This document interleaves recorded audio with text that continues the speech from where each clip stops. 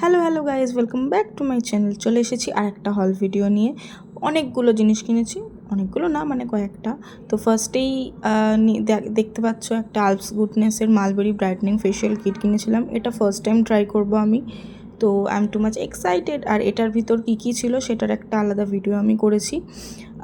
এরপরে কিনেছিলাম গ্র্যাপসিড brightening facial kit, দুটোই ছিল, দুটোই ফার্স্ট টাইম। তারপর কিনেছিলাম এনওয়াইপি ডিউই সেটিং স্প্রে একটা।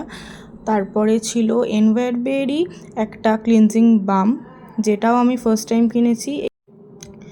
এরপরে কিনেছিলাম হচ্ছে মামা আর্থের এই ন্যাচারাল হেনা পেস্টটা। এটা খুবই ভালো, একটা খুব সুন্দর কালার দেয় চুলে।